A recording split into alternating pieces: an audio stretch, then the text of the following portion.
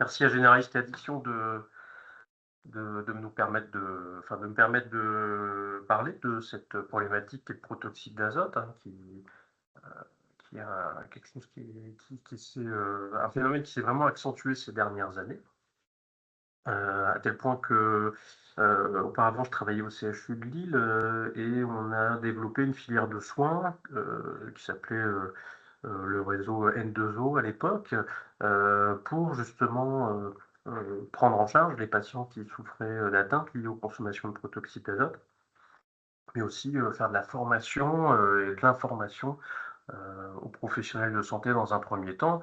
Et le phénomène prenant de l'ampleur, on a été de plus en plus sollicité et on s'est constitué en association, donc l'association Protocide, dont je fais partie, encore aujourd'hui.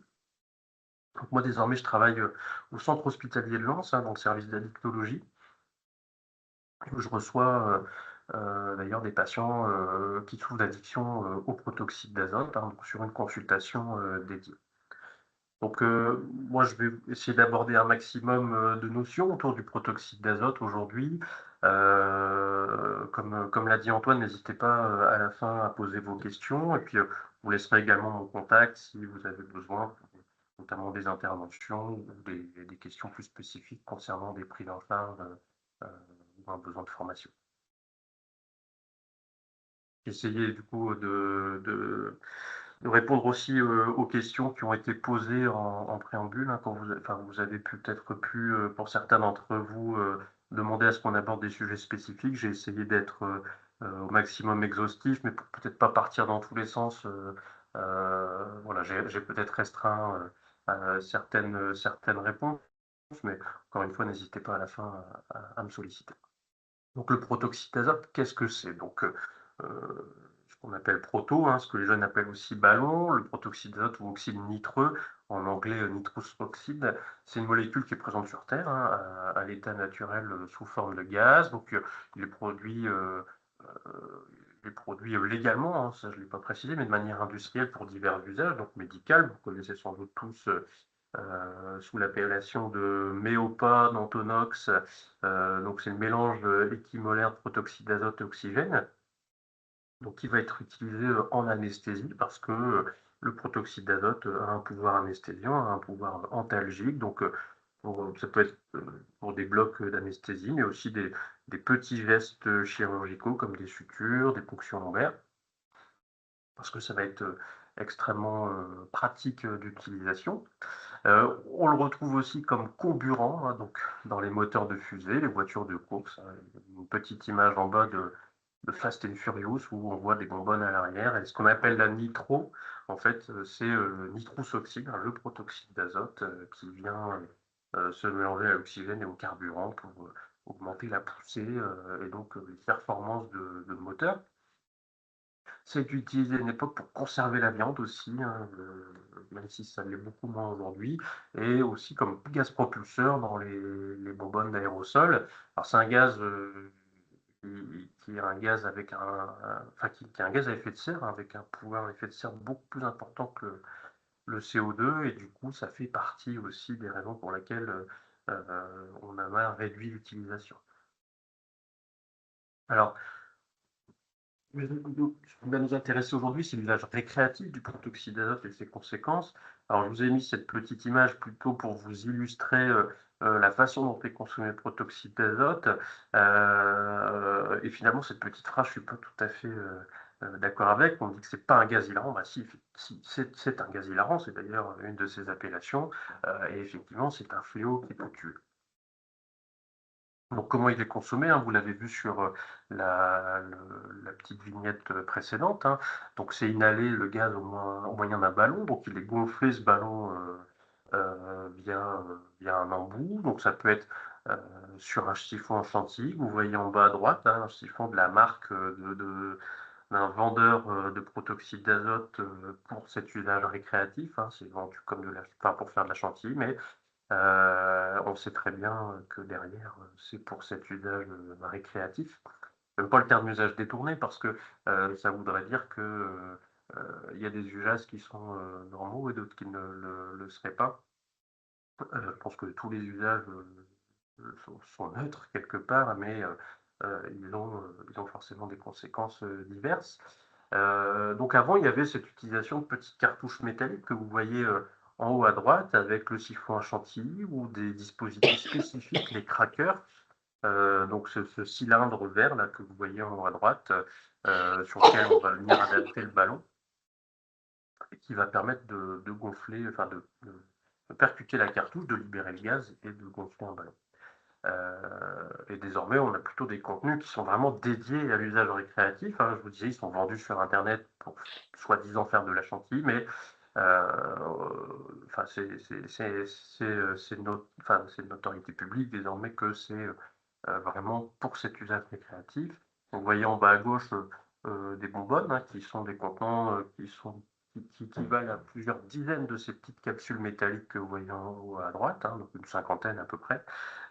Et au milieu, ce qu'on appelle les tanks, qui sont des contenus encore plus gros et qui, eux, contiennent l'équivalent de plusieurs centaines de cartouches et donc la possibilité de faire plusieurs centaines de ballons avec. Donc ces changements de contenant, ça fait qu'il y a une évolution dans les modalités de consommation, et qui d'ailleurs se fait, d'abord plutôt, dans un usage festif et occasionnel, hein. C'est plutôt en soirée, dans des contextes, ça peut être en boîte, ça peut être, ouais, ça peut être des fêtes et cetera, et on a un glissement qui est progressif avec une augmentation des volumes et de la fréquence des consommations. Donc, avec en plus une augmentation, si on a envie de consommer plus, ben, on passe de la bonbonne au tank, et il n'y a du coup plus tellement de limites par rapport à ça. Et donc ces jeunes consommateurs, vont, généralement, glisser progressivement vers des consommations qui deviennent solitaires, hein. Ça se fait plus tellement en soirée, ça se fait tout seul, ça peut être dans la voiture, sur un parking, ça peut être, dans sa chambre, et avec des sessions qui vont se rallonger de plus en plus, des sessions de consommation qui peuvent durer, plusieurs heures, voire toute la nuit, hein, jusqu'à une perte de connaissance, de l'épuisement ou des vomissements, hein. C'est ça qui fait que la personne s'arrête de consommer jusqu'à s'endormir et pour certains, dès le réveil, hein, une fois réveillés, à nouveau, se relancer dans des consommations. Donc les effets recherchés de la consommation de protoxyde d'azote dans cet usage récréatif, c'est, heu, donc l'euphorie dans un premier temps, le côté bien-être, le côté anxiolyse pour certains, hein, une recherche de détente chez quelqu'un qui serait, anxieux, on pourrait comparer à quelqu'un qui dit: «Bah, voilà, je bois un verre le soir pour me poser», bah, on va avoir, des formes de consommation comme ça, du protoxyde d'azote. La faire d'hilarité, hein, même si c'est plus un effet lié au phénomène de groupe et puis avec la tolérance qui finit par s'installer, la hilarité, elle disparaît assez rapidement et aussi, des effets de distorsion, d'exacerbation des sensations, ce qu'on appelle les synesthésies, donc le mélange de certains sens avec des gens qui vont vous décrire, le fait de voir, la musique ou d'entendre des couleurs, par exemple. Alors je pense que c'est très difficile à décrire, mais c'est comme ça que c'est vécu. Alors pourquoi le protoxyde d'azote, il a eu un tel succès? Pourquoi ça a émergé, aussi fort? Alors c'était, autour du confinement, hein, que ça s'est passé. Je pense que ce qui a le plus une des choses qui a le plus contribué, c'est il y avait une innocuité supposée, hein. Les gens pensaient qu'il y avait aucun risque lié à la consommation de protoxyde d'azote et finalement, à l'époque, avec les cartouches, les quantités étaient, relativement, faibles comparées à ce qu'on peut voir aujourd'hui avec, voilà, quelqu'un qui, sur une soirée, consommait, au maximum une dizaine de cartouches. Et donc à ce moment-là, on ne voyait pas tout ce qu'on peut voir aujourd'hui en termes de conséquences.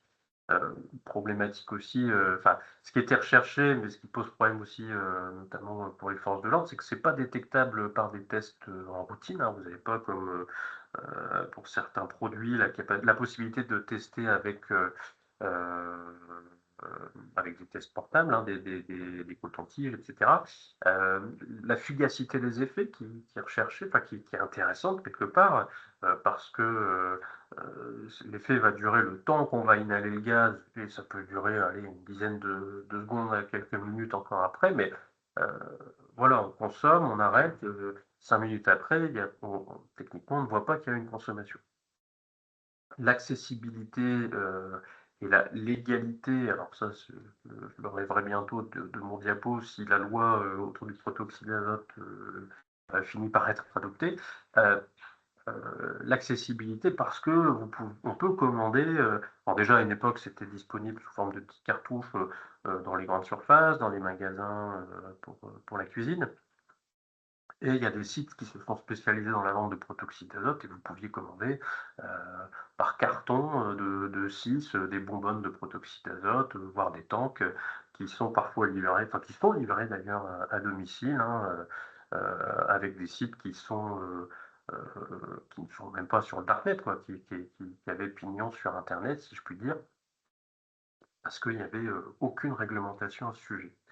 Et la facilité d'utilisation aussi quelque part, et le côté ludique, hein, le fait de gonfler des ballons, le fait que ça se passe en groupe, ce ça ce sont des facteurs qui ont participé, à ouais, à ce phénomène, en tout cas. Ça s'est diffusé, rapidement parce que c'était un public qui était jeune. Donc je vous disais, il y a vraiment eu cette diffusion, via les réseaux sociaux avec, des vidéos de consommateurs et parmi eux, on trouvait notamment des footballeurs à une époque qui faisait un peu la promotion du protoxyde d'azote, hein, encore dans l'idée qu'il n'y avait pas de risque pour la santé, que c'était marrant et qu'il n'y avait aucune conséquence. Donc voilà, ça a pris une ampleur extrêmement rapide, hein. Alors moi qui habite Lille, pas loin des quartiers où il y a les bars, hein, je voyais traîner dans les caniveaux, enfin il y avait des tapis de cartouches métalliques, hein, c'était assez impressionnant. Et en plus de ça, il y avait cette possibilité qu'il y a toujours encore, hein, d'acheter en grande quantité sur internet et même d'en vendre, de pouvoir en vendre, hein. Les sites, proposaient d'engager des personnes, si elles le souhaitaient pour devenir, quasiment des grossistes, et pour dire, peut-être plus honnêtement des dealers, hein, de vendre, d'acheter une partie d'acheter sa consommation et de revendre le reste, pour gagner de l'argent donc jusqu'à récemment, hein, où je pense même que c'est encore le cas sur certains de ces sites, on vous encourage à devenir revendeur de protoxyde d'azote.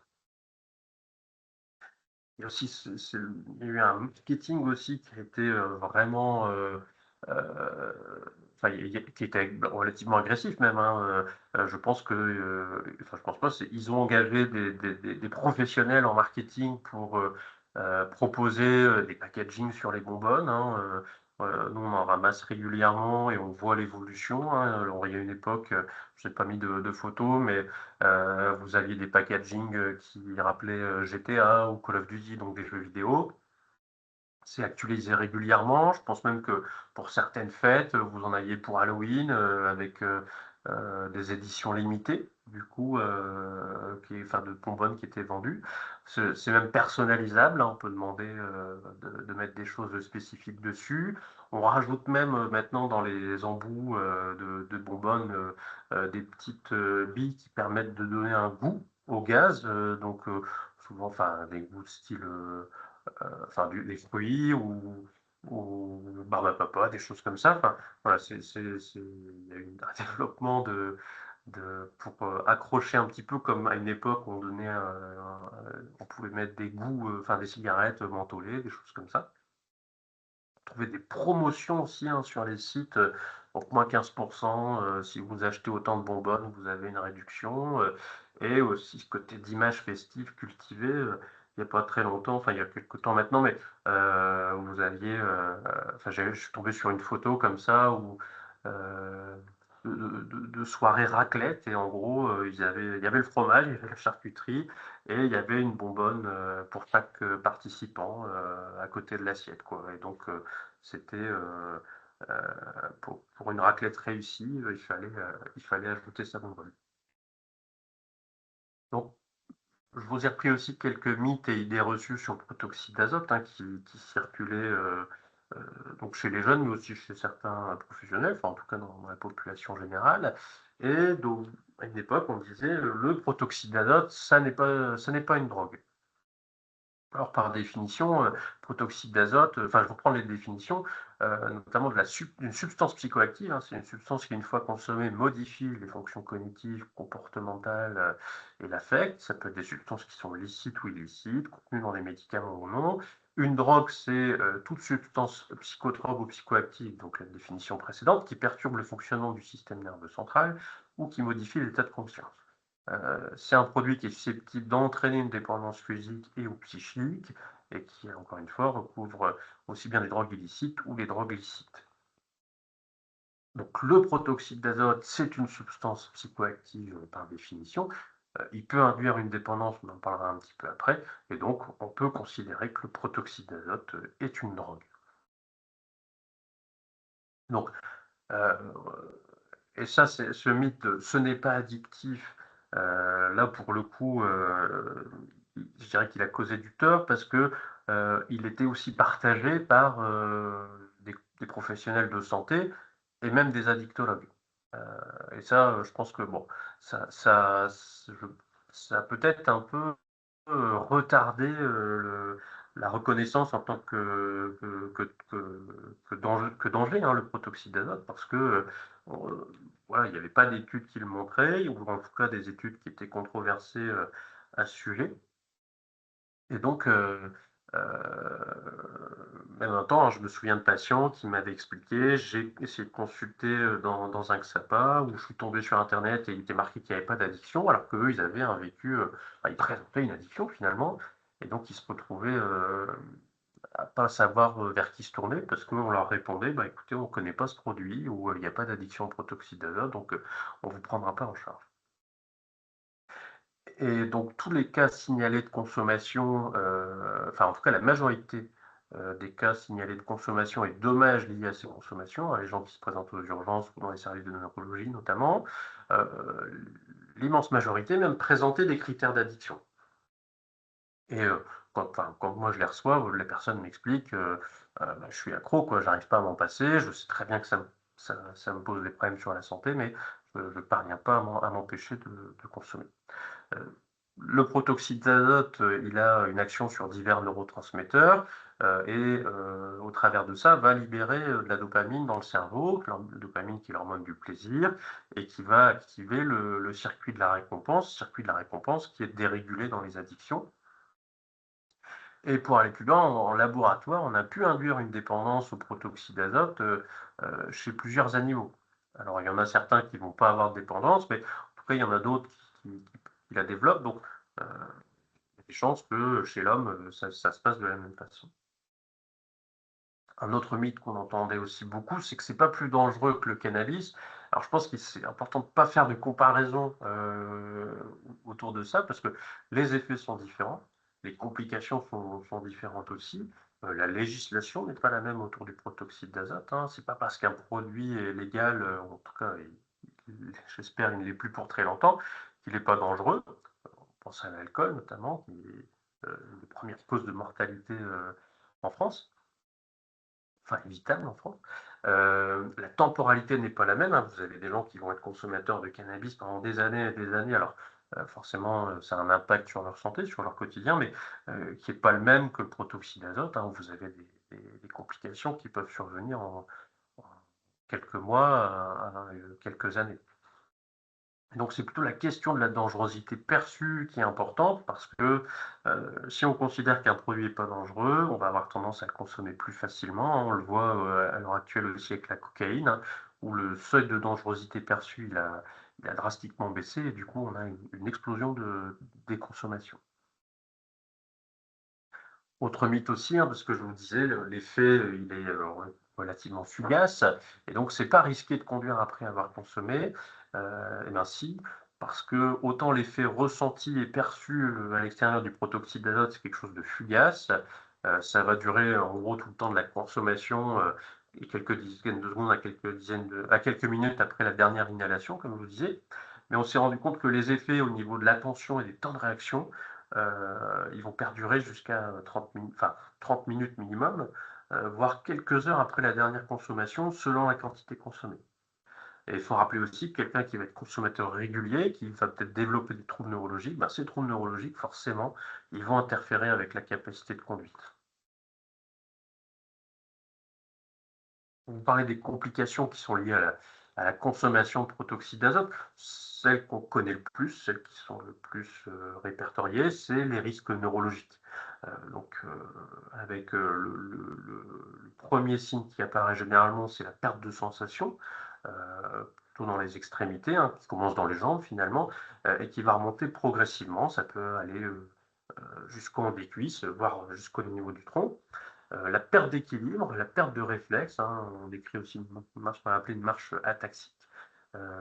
Ça peut aller encore plus loin et atteindre, des neurones moteurs, donc et entraîner, une perte de force et dans certains cas aller jusqu'à la paralysie. Ce qu'on bon, ce qu'on repère aussi, avec le temps et dans les consultations, hein, c'est qu'on a des troubles cognitifs, tout cas au niveau des fonctions exécutives, au niveau de la mémoire, au niveau du langage. Alors moi je soupçonne que c'est des tableaux qui font un petit peu, pour ceux qui voient, ce que c'est, mais les tableaux de, troubles frontaux, mais les frontaux, calmes, donc avec de l'apathie, un manque de motivation, et le fait de voilà, ils s'en fichent un petit peu de ce qui leur arrive, bah, ils se retrouvent pour certains paralysés et puis, ben, on dirait que ça les atteint pas forcément.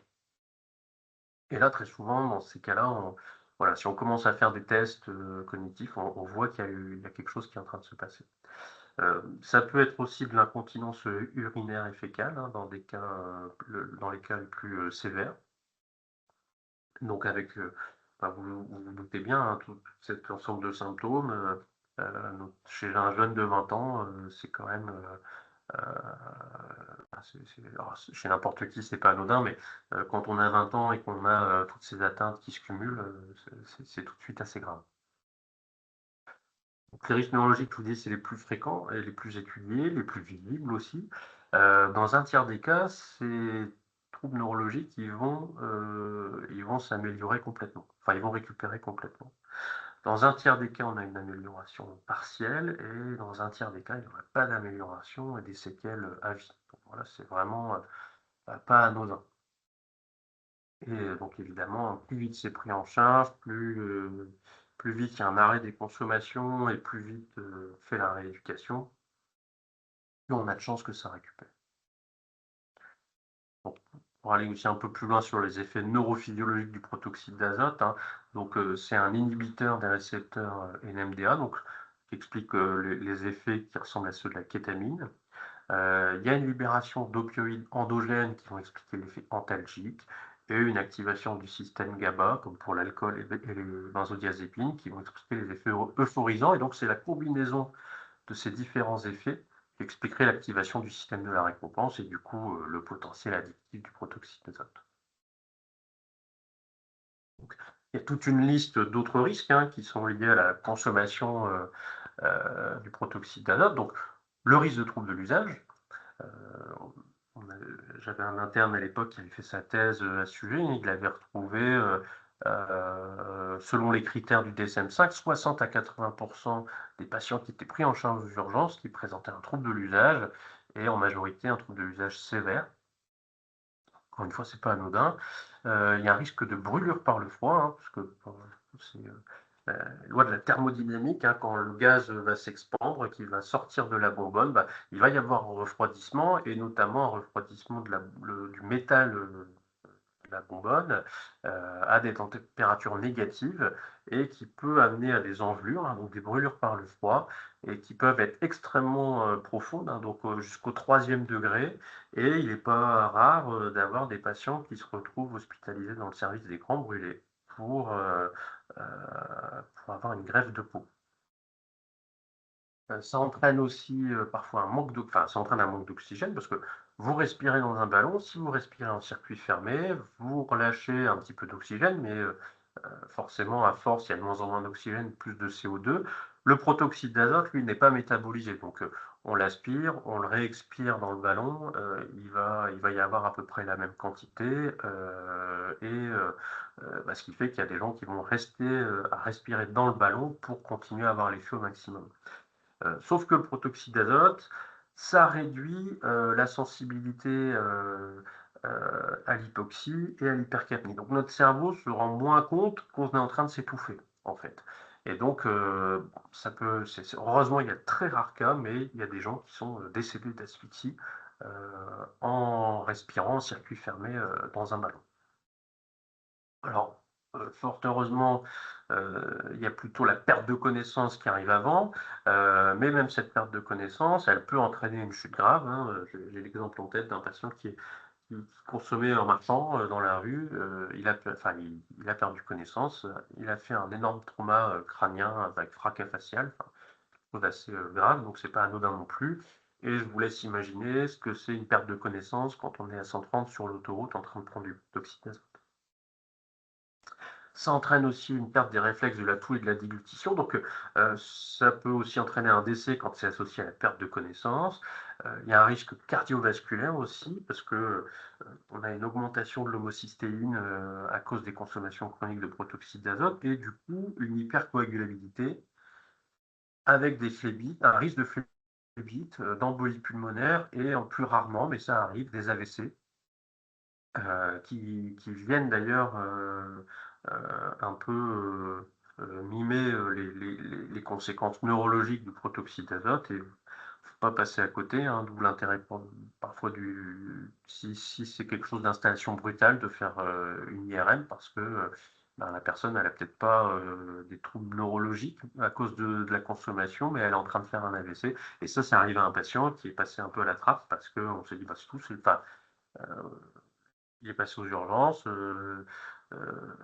ils se sont dit: «Bah, c'est à cause du protoxyde d'azote, c'est classique, de toute façon, là on va pas faire grand-chose», et en fait, il était en train de faire un AVC et il n'a pas eu de thrombolyse latente ce monsieur, donc aujourd'hui, il est paralysé à vie.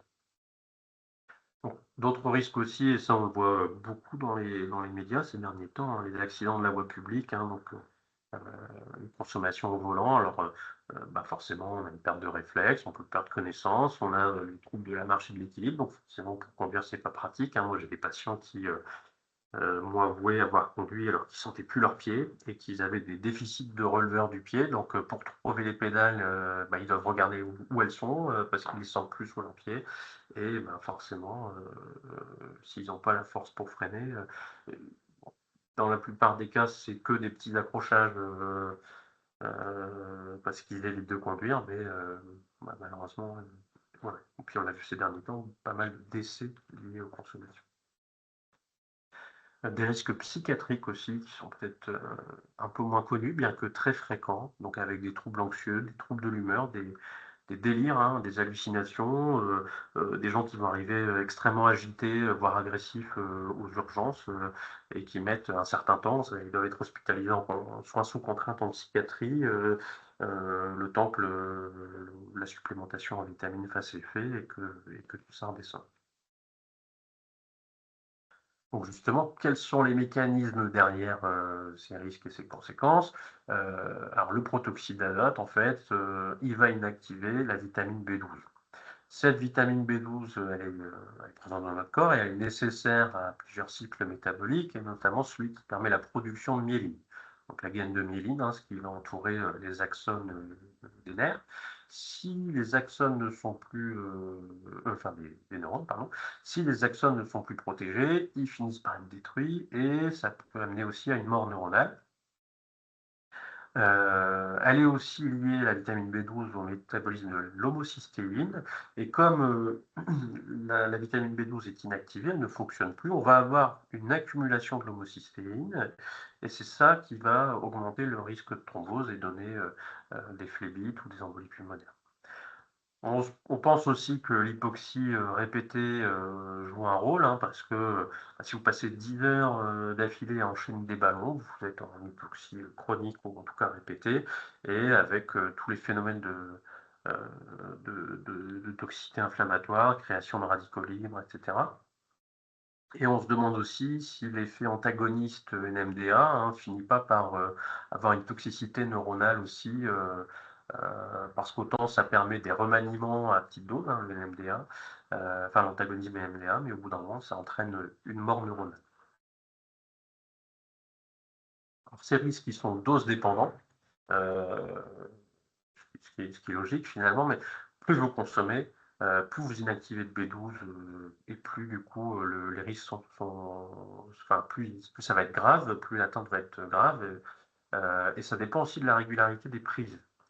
Il y a des gens qui se sont dit: «Bon, bah, pour éviter les problèmes, je vais, consommer, mais je vais pas consommer tous les jours», ce qui est pas bête sur le papier, mais malheureusement, si c'est, tous les week-ends et des grosses quantités, ben, vous avez pas le temps de refaire votre stock de vitamine B12 entre 2 et vous avez quand même des complications qui vont venir s'installer. Ça peut survenir pour certains risques dès la première consommation. Alors, les cas où les personnes qui vont parler de paralysie, dès la première consommation, alors, bon, moi j'ai un peu de mal à y croire. Je pense que c'est pour certains, heu, enfin, une façon de minimiser, les consommations, auparavant ou en tout cas de voilà, de pas dire qu'ils étaient consommateurs avant. Ça pourrait potentiellement arriver chez des gens qui ont un stock de vitamine B12, déjà faible, hein, des gens qui vont avoir des carences d'apport. La vitamine B12, elle se trouve dans l'alimentation exclusivement et surtout, dans les produits animaux. Donc quelqu'un qui va être végan, quelqu'un qui va avoir une carence d'apport par une anorexie ou qui a des troubles de l'absorption comme pour la maladie de Birmer, par exemple, vont avoir un stock de vitamine B12 déjà plus faible que d'autres et le fait de consommer du protoxyde d'azote, ben, ça va peut-être précipiter, des troubles neurologiques, en tout cas beaucoup plus rapidement chez ces patients-là que chez des gens qui ont un stock de vitamines, normal. Et donc généralement, on voit l'apparition de ces troubles neurologiques, entre quelques mois et quelques années après, le début des consommations. Donc en pratique, hein, comment intervenir par rapport à tout ça? Donc, il y a la prévention, primaire dans un premier temps, donc c'est les actions qui visent à réduire la fréquence d'une maladie, son incidence, ou un problème de santé dans une population saine, par la diminution des causes et des facteurs de risque et donc ça passe par des actions de prévention, de sensibilisation. Alors, comme c'est une population jeune, généralement, on voit le début des consommations, plutôt l'âge début lycée, parfois fin collège et donc heu, bah, c'est bien de faire des actions plutôt, généralistes autour de l'addiction, d'expliquer ce que c'est qu'une addiction. On peut plus ou moins faire un focus sur les risques liés au protoxyde d'azote, mais à mettre, je dirais, dans quelque chose de plus global. C'est aussi les campagnes de prévention, hein, qu'on voit passer. Alors, l'ARS Hauts-de-France et Île-de-France avaient fait une campagne avec, Jamy. Nous, avec l'association, on essaye aussi de faire des campagnes. On a un partenariat avec la Fondation Vinci qui, je ne sais pas si vous avez vu sur certaines aires d'autoroute, avait fait, il y avait des panneaux, voilà, pour parler du protoxyde d'azote. Comment aussi heu, comment on peut faire aussi, c'est l'amélioration des compétences psychosociales, hein, donc pour les ados, bah, un truc tout bête, hein, apprendre à dire non parce que dans un contexte de groupe, dans un contexte, où on n'a pas forcément envie d'être exclu, pour se sentir intégré, ben, parfois on est aussi, sur des comportements transgressifs, ce qui est normal à l'adolescence, et du coup des prises de risques. Mais c'est aussi de savoir, évaluer, savoir dire non, savoir dire stop et ça passe par en tout cas des formations, spécifiques, sur l'amélioration des compétences psychosociales des jeunes. Donc la prévention secondaire, c'est pour une population qui serait déjà consommatrice, hein, plutôt sur quelque chose de festif et qui n'a pas encore de problème liés à la consommation, de la réduction des risques et des dommages, de la formation à insister sur, là on peut insister peut-être plus en détail sur les risques liés à la consommation du protoxyde d'azote et ben, je dirais surveiller, hein, si on sait que tel ou tel jeune, notre enfant ou quelqu'un de notre entourage, consomme du protoxyde d'azote, ben, c'est important de l'informer, c'est important peut-être aussi de surveiller parce que, bah, quand on est ado, on a une tendance à se sentir invincible et ça, c'est tout à fait, normal, hein. C'est psychologique et c'est neurobiologique on a moins conscience des risques, on se projette beaucoup moins sur l'avenir et donc c'est bien aussi que notre entourage puisse, nous surveiller par rapport à ça. Alors, quels signes doivent nous alerter justement chez les jeunes qui en tout cas, un jeune qui va présenter des troubles du sommeil, une somnolence diurne, des problèmes de concentration, une baisse des résultats scolaires, de l'irritabilité, voire de l'agressivité, des troubles du comportement qui vont contraster avec le comportement habituel, hein. Moi, j'ai des parents qui me disent, «Bah, on ne reconnaît pas notre fille, elle est devenue violente à la maison et ça, c'était jamais arrivé avant». Des emprunts d'argent, des vols d'argent aussi, des accidents de la route, la carrosserie qui est abîmée. Voilà, ils ont demandé la voiture pour partir en soirée. Ils sont ils se mettent à sortir tous les soirs, puis en fait, probablement pour aller consommer. Ils reviennent, il y a des griffes sur la voiture, voire plus. Ben, peut-être qu'il est en train de se passer quelque chose. Alors ces signaux-là, ils ne sont pas spécifiques au protoxyde d'azote, mais voilà, l'ensemble de ces signes peut nous faire nous questionner, en tout cas sur une consommation, et peut-être plus particulièrement une consommation de protoxyde d'azote. Sur des signes plus spécifiques, bah, évidemment, si vous retrouvez des ballons de baudruche, des cartons, donc les cartons qui contiennent, les bonbonnes, ou des cartouches, ou qu'on trouve carrément des bonbonnes de protoxyde d'azote, dans la chambre, dans les affaires, dans les poubelles, de la maison, bon, bah, là, il y a peut-être quelque chose qui est en train de se passer. Les brûlures aussi, hein, donc les cicatrices à l'intérieur des cuisses. Donc c'est des cicatrices, bilatérales symétriques, hein, qui sont vraiment, classiques, du protoxyde d'azote. Un jeune qui va se plaindre de fourmillements dans les pieds, qui va avoir des pertes d'équilibre, qui va peut-être chuter fréquemment. On voit le pied qui va accrocher, en marchant sur une marche ou, un patient qui me disait, «Bah, je perds mes tongs, tout le temps», ça, c'est des signes qui sont assez en faveur d'une consommation de protoxyde d'azote, chez un jeune. Donc, comment intervenir? Alors, je vous ai parlé de la réduction des risques et des dommages. Pour rappel, hein, ce que c'est, la RDRD, donc c'est une approche, bon, ça c'est ma définition, donc il y en a d'autres disponibles, hein, mais c'est une approche voilà, qui est pragmatique et qui prend en compte un principe de la réalité que il y a des usagers qui ne veulent pas ou ne peuvent pas, et souvent c'est plus parce qu'ils ne peuvent pas, modifier leur consommation pour l'instant, mais pour lesquels des interventions, des changements dans leurs pratiques de consommation peuvent réduire la mortalité et la morbidité liées aux consommations. Heu, pour vous donner un exemple, hein, c'est les programmes d'échange de seringues, les matériels propres qu'on va retrouver, en pharmacie, les salles de consommation à moindre risque. Donc c'est une réduction de risque, hein. C'est des risques qui ne peuvent pas être complètement évités, autrement qu'en ne consommant pas ou en ne consommant plus. Mais en tout cas, ça peut aussi donner un délai dans lequel on va retarder les complications et essayer de travailler en termes de motivation, autour d'une prise en charge, par exemple en addictologie, pour, heu, pour aider la personne à prendre une décision par rapport à ça. Bon, vous m'avez demandé un petit peu les conseils de réduction des risques et des dommages chez l'usager de protoxyde d'azote. Alors, moi je suis un peu ambivalent face à la réduction des risques et des dommages. Alors je dirais que en tout cas, dès l'apparition des symptômes, dans l'idée, il faudrait pouvoir arrêter. Alors, c'est beaucoup plus facile à dire qu'à faire, parce qu'à partir du moment où on est addict, par principe, on a du mal à s'arrêter. Mais en tout cas, des conseils, on va dire, plus larges et vraiment, le minimum, enfin la base de la base, ce serait d'éviter les consommations au volant, ça forcément, de retarder au maximum la conduite après la dernière prise, hein, minimum 30 minutes et selon, si on a consommé beaucoup et puis aussi comment on se sent, hein. Si on sent que, voilà, il y a de la nausée, on a des vertiges, tout ça, bah, évidemment, il vaut mieux éviter, la conduite. Le fait de consommer assis, hein, je vous disais, quelqu'un qui marche dans la rue, qui perd connaissance, bah, il va chuter, et il risque de se fracasser le crâne.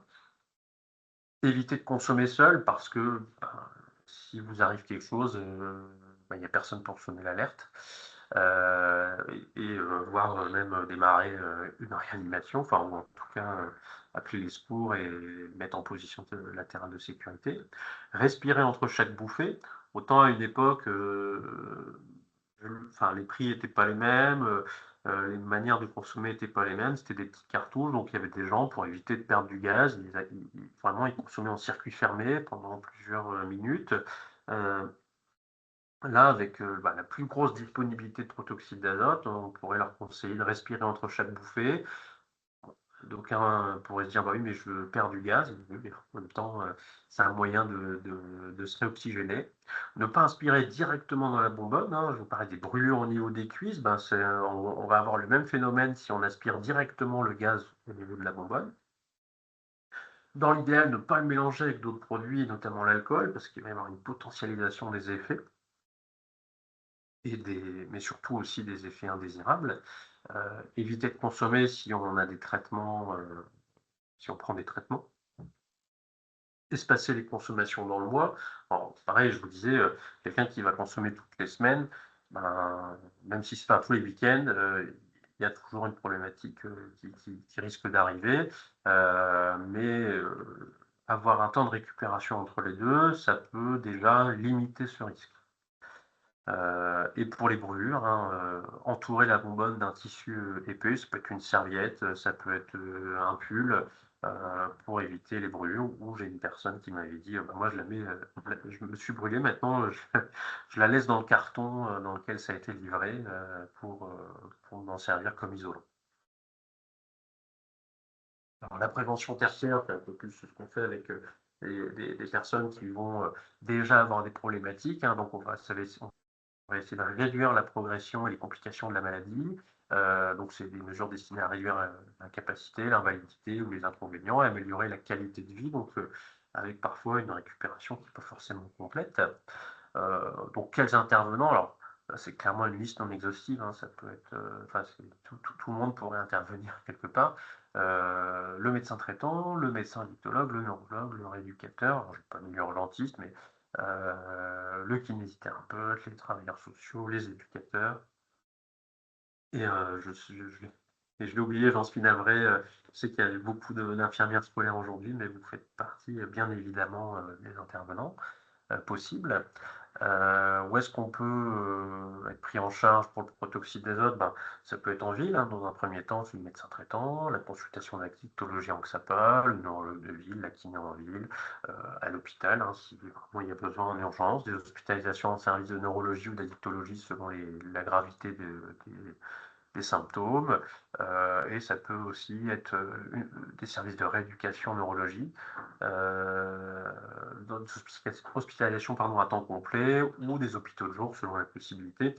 Vous avez des patients, ils vont être mieux en hospitalisation complète parce que ça les met aussi à distance des consommations, avant que quelqu'un leur ramène, parce que ça arrive beaucoup, hein, qui se font ramener des bonbonnes, à l'hôpital, ou l'hôpital de jour qui est quand même un peu plus, souple, en gros, ils vont venir, la journée, ou des demi-journées pour leur rééducation, mais ils rentrent à la maison et puis, c'est parfois peut-être un peu plus supportable. Donc c'est vraiment en fonction de la personne, ce qu'elle est prête à faire, ça dépend aussi des structures, hein. Moi, j'ai des collègues, en rééducation qui me disaient: «Bah, au début, on les prenait, en hospitalisation complète et ça tenait jamais et on se rend compte qu'avec l'HDJ, c'est un peu plus souple, on arrive mieux à les garder dans les soins». Et à l'inverse, moi j'ai des gens qui me disent: «Bon, en HDJ, c'est le carnage parce qu'ils rentrent chez eux, ils reconsomment, donc il y a aucune amélioration, et quand on les prend et qu'on les garde plus longtemps, on a plus de résultats». Donc voilà, c'est vraiment adapté au cas par cas et en fonction de la structure. Donc l'idée, c'est comment prendre en charge, c'est d'arrêter, complètement les consommations. Je vous disais, forcément, c'est plus facile à dire qu'à faire quand on est, addict. L'hospitalisation, bah, elle peut se faire en addictologie si l'addiction est trop sévère, hein. Moi, j'ai déjà pris des gens parce qu'ils n'arrivaient pas du tout à arrêter à l'extérieur. La supplémentation en vitamine B12, hein, il y a énormément de troubles qui sont liés à cette, carence en vitamine B12. Elle est du coup peu ou pas efficace si on poursuit les consommations. Donc, c'est vraiment, arrêt des consommations et supplémentation en B12. Évaluer les atteintes neurologiques, la rééducation aussi, c'est important. Donc l'examen clinique du patient consommateur de protoxyde d'azote, bon, c'est un examen clinique classique, mais en mettant quand même l'accent sur l'examen neurologique, hein. Donc, on va rechercher une perte de sensibilité des extrémités, des paresthésies, tester les réflexes, rechercher un déficit moteur. Les brûlures de contact, dues au froid, hein, qui sont pathognomoniques, hein, sur la face interne des cuisses, bilatérales et symétriques. l'examen pulmonaire, donc on peut rechercher, une dyspnée, hein, une cyanose, par l'auscultation aussi, parce qu'on peut avoir des œdèmes pulmonaires, sur des brûlures dues au gaz, hein, avec des gens qui vont prendre directement. Alors ça, c'est extrêmement rare, mais ça peut arriver et aussi, pas passer à côté d'une embolie pulmonaire. Rechercher également une thrombose, des signes de thrombose veineuse, hein, donc grosse jambe rouge douloureuse, voilà, ça je ne vous l'apprends pas. C'est aussi important d'évaluer la consommation. Alors ça, c'est vraiment, pour le repérage, quelque chose qu'on avait fait il y a quelques années pour parler un peu des équivalents. Donc une bonbonne, c'est l'équivalent de 50 à 75 ballons.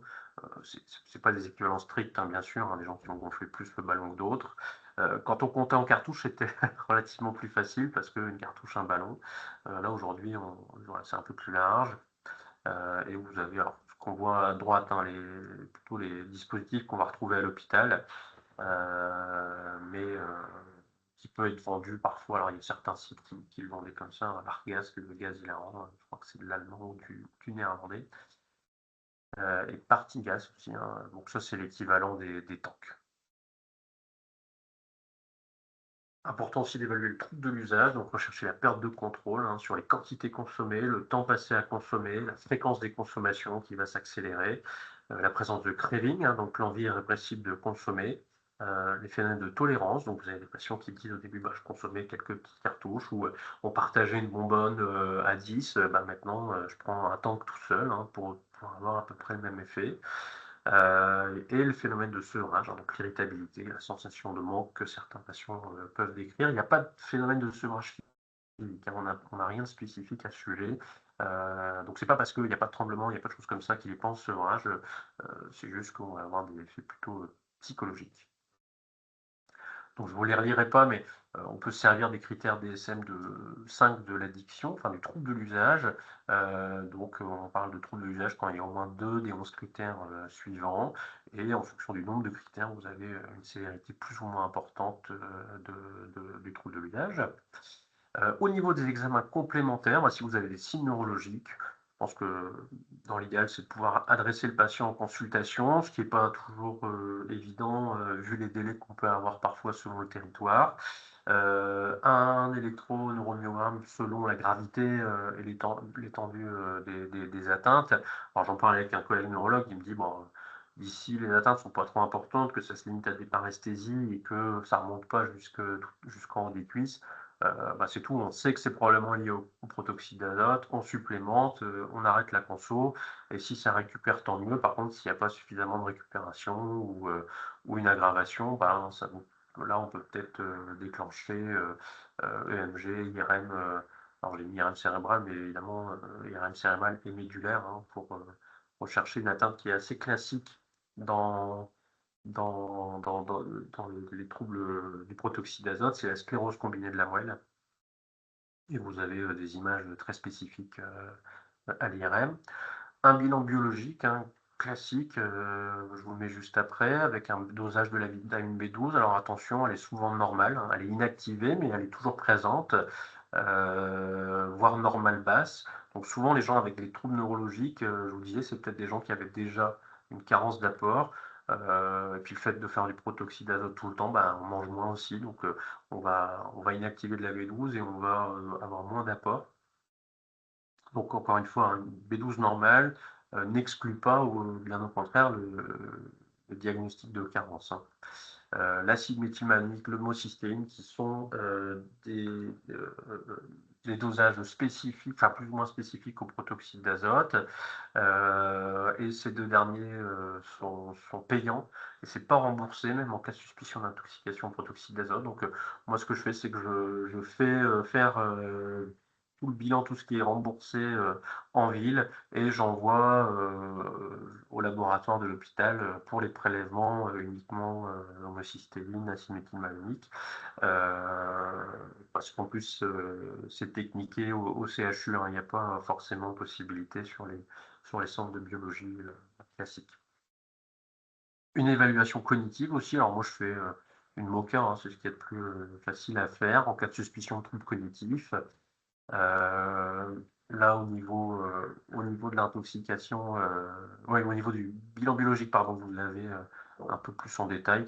Je laisserai peut-être mon diapo à la fin pour ceux qui le souhaitent. On verra avec mes collègues. Juste Euh, Damien, oui, Damien, là, ça fait bien 50 minutes pour information. ouais, j'ai presque fini. Ça En roule. effet. La rééducation aussi quelque chose d'important. Alors pareil, hein, avoir de la rééducation en hospitalisation, bah, c'est pas, les places sont rares et chères. Donc ce que je propose, c'est de la kinésithérapie en ville, un travail sur l'équilibre, la proprioception, les déficits moteurs. Ça peut être suffisant si l'atteinte n'est pas trop importante, mais parfois, voilà, il y a besoin d'aller plus loin et de prendre en charge sur un service dédié de rééducation. Et ça peut être aussi dans l'intervalle, hein, le temps de pouvoir être hospitalisé en rééducation, un moyen de commencer celle-ci et d'avoir déjà un début de récupération. Au niveau addictologique, évaluer le trouble de l'usage, élaborer des stratégies de sevrage et de maintien d'abstinence. C'est une patientèle qui est difficile à suivre, hein, parce qu'ils viennent pas au rendez-vous, ou ils viennent au premier, ils viennent plus après, ils vous rappellent 6 mois plus tard. Donc voilà, c'est important d'être proactif. Nous, on a organisé un système de rappel téléphonique pour voilà, pas les perdre de vue. Intégrer l'entourage dans le suivi avec l'accord du patient, évidemment, parce que bah, souvent c'est des jeunes, ils sont au domicile des parents, il y a des conflits, les parents ne comprennent pas forcément ce que c'est que l'addiction, et du coup, bah, on peut avoir des comportements qui vont un peu à l'encontre du soin, avec des menaces, du chantage, des jeunes qui se font virer de chez eux. Enfin, et forcément, alors les parents sont souvent à bout, hein, bien sûr, mais ça vient un peu contrarier les soins. De la psychothérapie sur la gestion du craving, des hospitalisations, ça peut être aussi des hospitalisations en soins de suite, plus ou moins centrées sur les troubles cognitifs. Donc les structures de soins en addictologie, moi je travaille en XAPA, ce qui peut être bien aussi, comme c'est des jeunes, de les envoyer sur des consultations en jeunes consommateurs. Il n'y a pas de traitement médicamenteux reconnu, enfin, qui a fait preuve de son efficacité dans la gestion du craving et la réduction de consommation pour le protoxyde d'azote. Moi, j'utilise, et il y a quelques cas cliniques qui montrent que la naltrexone pourrait être intéressante chez certains patients pour réduire le craving et les consommations. Et très important, c'est de dépister, de traiter les comorbidités psychiatriques qui peuvent être fréquentes, qui sont parfois dues à la carence en B12, mais pas que, hein. On peut avoir des TDAH préexistants qui peuvent être importants de prendre en charge. Alors là, je vous ai mis une petite fiche que j'ai fait avec, avec ChatGPT en lui donnant un peu toutes les infos et qui m'a fait un beau truc derrière. Donc ça peut être intéressant pour le parcours en addictologie du patient. La vitaminothérapie B12, en cas de symptômes, quels qu'ils soient, si vous avez le moindre doute, il vaut mieux supplémenter. Surtout, et même si le dosage B12 est normal, c'est nécessaire mais pas suffisant. Il faut vraiment viser un arrêt des consommations, une diminution drastique pour espérer une récupération. S'il y a une poursuite des consommations avec un échec ou aggravation de la symptomatologie, bah, on peut continuer, hein. Il y a des schémas quotidiens en continu en cas de poursuite des consommations. Il faut traiter comme une carence en B12 classique, hein. Une ampoule de 1000 microgrammes pardon, par jour per os. En IM s'il y a un risque de malabsorption, puis une ampoule par semaine jusqu'à récupération. Plus ou moins B9 selon les résultats biologiques, mais jamais sans la B12 parce que ça va venir consommer les derniers stocks et potentiellement aggraver les troubles neurologiques. Donc là, pareil, je vous ai fait un petit parcours pluridisciplinaire du patient consommateur de proto, ce que ça vous pourrez le récupérer. Et si vous voulez aller plus loin, notre association Protocide, l'adresse mail de l'association, Drogue Info Service aussi, qui peut vous informer si besoin est. Mon adresse mail et mon numéro de téléphone si vous souhaitez me contacter. Et voilà, merci de votre attention. Un grand merci, Damien. Merci beaucoup parce que ta présentation était très claire et puis ce qui était très chouette, c'est que tu as pu aussi illustrer de ta pratique clinique en nous parlant de petites histoires des fois qui nous permettent de mieux illustrer les situations que les personnes peuvent rencontrer. Alors dans le chat, il y a eu déjà quelques questions. Tu en as un petit peu parlé, mais bon, ça vaut le coup des fois de le répéter pour qu'on comprenne bien, qu'on est sûr d'avoir bien compris. Est-ce que pour toi, le fait donc de consommer, de peut-être avoir un manque d'oxygène et donc une hypercapnie, est-ce que ça va venir augmenter l'effet du protoxyde d'azote? Alors, sur l'effet immédiat, c'est il y a peut-être un peu aussi l'effet, de l'ivresse, hypoxique, comme les plongeurs un petit peu, enfin, c'est pas la narcose, du plongeur, mais peut-être qu'il y a un effet, autour de ça. Et on pense aussi, hein, que, au niveau des atteintes, cette hypoxie répétée, cette hypercapnie répétée, ça doit avoir un impact, et fragiliser au niveau neurologique et du coup potentialiser, l'effet toxique enfin de la carence en B12. Ok. Une autre question pour être bien, pour bien confirmer, parce que une proposition de réponse dans le chat. Pourquoi des brûlures dans l'intérieur des cuisses? En fait, comme je disais, hein, les personnes, vont consommer, alors assises, alors souvent en voiture, c'est ça qui est assez, spécifique, je dirais, au protoxyde d'azote, où ils vont garder la bonbonne, en fait, ils vont caler la bonbonne entre leurs cuisses, voilà, le gaz qui va se détendre, enfin qui va sortir de la bonbonne va faire que ça va refroidir, la bonbonne, une conduction, enfin, du froid du coup, et ça va atteindre des températures négatives, heu et au contact, des cuisses, vous avez des engelures qui vont se créer et comme c'est un gaz anesthésiant, et que, bah, il y a aussi l'effet psychoactif à ce moment-là, bah, on est et la brûlure par le froid, c'est aussi, un mécanisme assez spécifique qui fait qu'on va pas se rendre compte qu'on est en train de se brûler, tout simplement et donc vous avez des gens qui vont, continuer, continuer et c'est le lendemain, ils vont se rendre compte ou les jours qui vont suivre qu'ils ont mal dans les cuisses voilà, on a la chute d'escarre qui peut se produire, et qui va être douloureuse. Une autre question sur, tu parlais de la substitution, en vitamine B12. Ouais. Est-ce que tu la conseilles? Est-ce qu'elle est conseillée pour les personnes qui finalement sont pas forcément dans un parcours de soins addicto, et donc qui vont continuer peut-être leur, consommation de proto?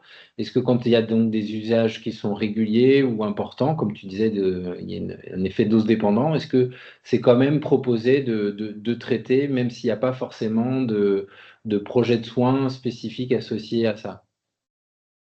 Alors ça, on n'est pas encore, enfin, en fait, sur le principe, j'ai envie de dire oui, que la personne, soit dans un projet, de d'arrêter ou non, parce que ça rentre dans la réduction des risques. Après, il faut bien expliquer aussi à la personne, que, la récupération, elle s et ça ne prévient pas, ça réduit les risques, mais ça ne prévient pas les risques d'atteinte neurologique. Donc, après se pose la question aussi de est-ce que supplémenter en continu avec quelqu'un qui continue à consommer au-delà de l'efficacité, est-ce qu'il n'y a pas une dangerosité? Ça, on ne sait pas encore trop, ce qu'il en est. Mais, je dirais que c'est aussi au cas par cas.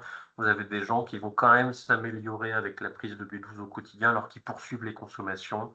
Je pense que pour ces patients-là, c'est pas déconnant que enfin, je dirais, c'est pas parce qu'ils veulent pas être enfin, à retenir surtout, c'est que c'est pas parce qu'ils veulent sont pas forcément dans une démarche de soins addictologiques, qu'il faudrait les priver des effets bénéfiques potentiels de la vitamine B12. Mmh. Merci. Quelqu'un qui pose la question: «Quel niveau de craving observe-t-on pour cette, addiction? Et est-ce qu'on a une idée de la fréquence des reprises d'usage après le sevrage?» Alors, je vais vous illustrer, pour vous parler du niveau de craving, je vais vous illustrer avec l'histoire d'un patient, très vite. Un patient consommateur protoxyde d'azote, on lui avait récupéré enfin pas moi, mais son entourage avait récupéré les clés de sa voiture. Il a essayé de retaper une voiture qui était abandonnée, dans un terrain vague à côté, en allant chercher une batterie au garage pas loin, à pied. Il est revenu, il a réussi à redémarrer la voiture en question parce qu'en plus, il avait pris un bidon d'essence pour aller chercher du protoxyde d'azote. Donc, pour vous dire que le craving peut être extrêmement fort pour ces patients et leur faire, à peu près tout et n'importe quoi pour consommer. Un autre exemple, un patient qui a passé, 6 mois en rééducation à l'espoir, arrivé en fauteuil roulant. Un moment de frustration, il sort de l'espoir, enfin il arrête les soins et il va consommer. alors que bah, voilà, il s'est retrouvé en fauteuil roulant à cause de ça. Donc, c'est d'ailleurs ces exemples-là qui nous ont fait dire aussi, non mais là clairement il y a de l'addiction, il y a du craving, donc ça peut être des cravings encore une fois extrêmement importants. Et la deuxième partie de la question c'était? C'était sur le risque de reprise. Est-ce qu'on a une Ouais. idée de la rechute quelque part? Alors, j'ai pas de statistiques,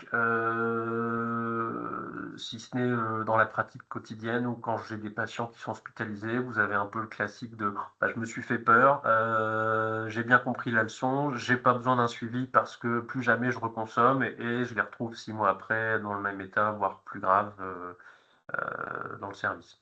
Ce qui fait que d'ailleurs d'où l'intérêt aussi de de l'information et de l'intervention brève, et moi du rappel téléphonique en disant, OK, vous n'avez pas forcément voulu de suivi en consultation, mais je vous lâche pas parce que, bon, je sais comment ça peut se terminer, je sais qu'il y a un risque de rechute, quoi, et ça, c'est Mmh. extrêmement fréquent.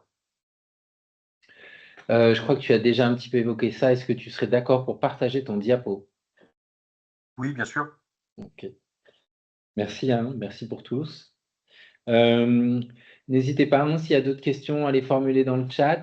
Moi, une question qui nous est souvent posée, hein, par les personnes qui sont pas forcément, spécialistes en addictologie, mais en fait, comment on pose la question? Parce que quand on n'est pas très à l'aise avec ça, quand on a une personne, un jeune ou pas forcément un jeune, bah, comment on rentre dans le sujet? Parce que des fois, c'est un peu délicat, on a peur d'être jugeant, d'être mal reçu par rapport à notre question. Comment tu conseilles ça, toi? Bah, je pense que ça dépend aussi, qui on est par rapport aux jeunes. Qu'est-ce qui fait qu'on aura à lui poser la question? Est-ce que c'est dans un contexte, il arrive aux urgences, il a un déficit moteur, bah, oui, bah, je pense que là, il faut être assez cash en disant: «Est-ce qu'il y a des consommations? Est-ce que tu prends des ballons? Est-ce que» voilà.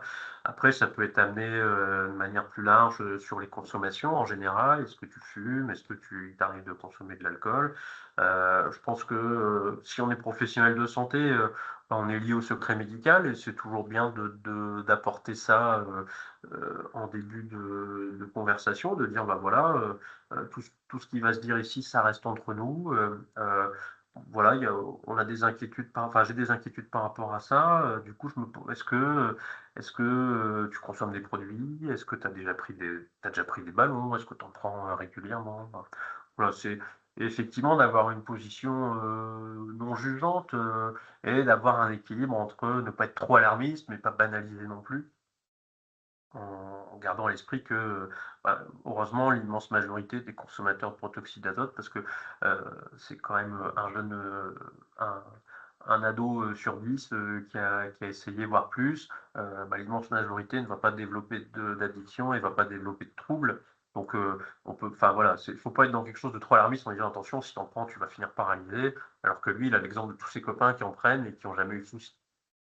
Mais à la fois de garder à l'esprit que, bah, ça peut arriver, les problèmes peuvent arriver, et qu'il faut, voilà, il faut être attentif à ça et alerter s'il y a le moindre souci.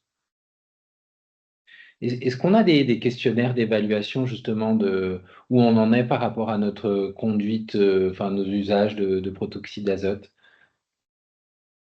Alors moi, j'ai pas connaissance de questionnaires spécifiques. Comme je disais, hein, je vais plutôt utiliser les critères DSM, mais je pense que dans l'évaluation, ouais, il est certain qu'on pourrait, essayer d'adapter des trucs du style, heu, comme un peu les audits, comme un peu l'audit,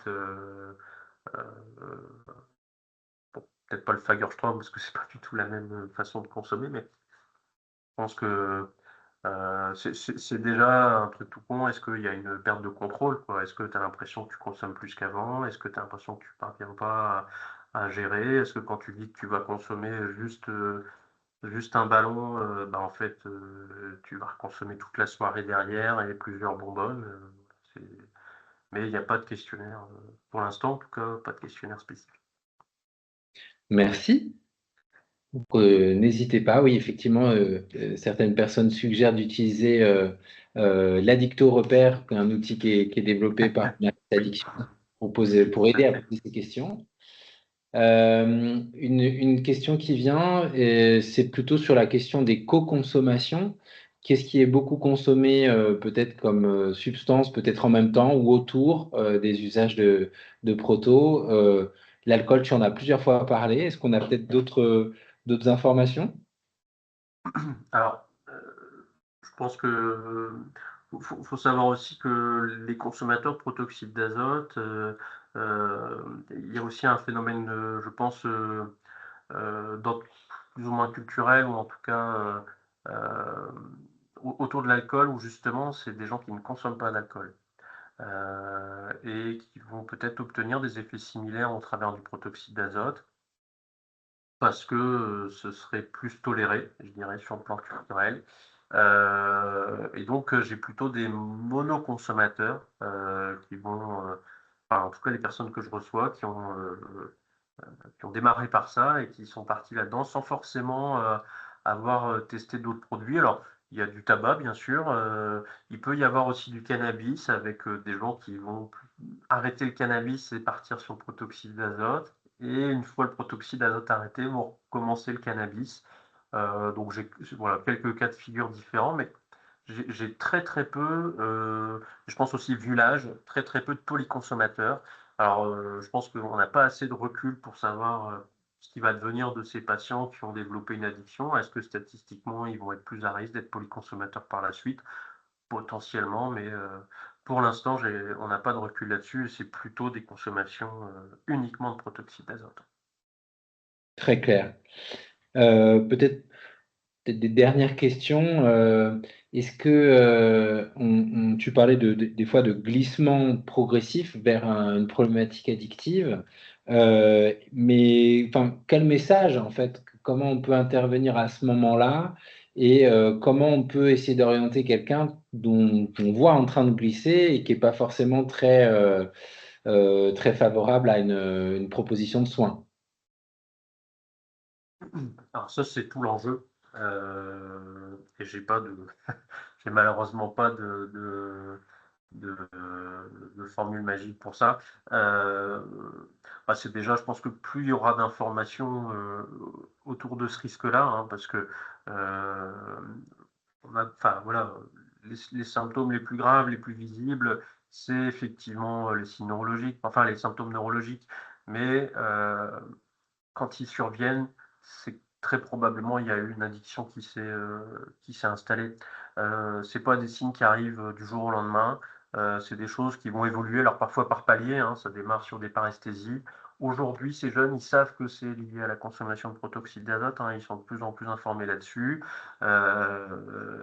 et du coup, ça rentre dans la définition de l'addiction, hein, c'est qu'ils continuent malgré les conséquences, hem parce qu'ils développent une addiction et je pense que c'est vraiment sur ça qu'il faut pouvoir s'axer, expliquer ce que c'est qu'une addiction, qu'il y a cette perte de contrôle et rappeler ils peuvent être orientés, vers des structures spécialisées, qui leur sont dédiées, où l'anonymat est préservé s'ils le souhaitent, où ils ne seront pas jugés et cetera.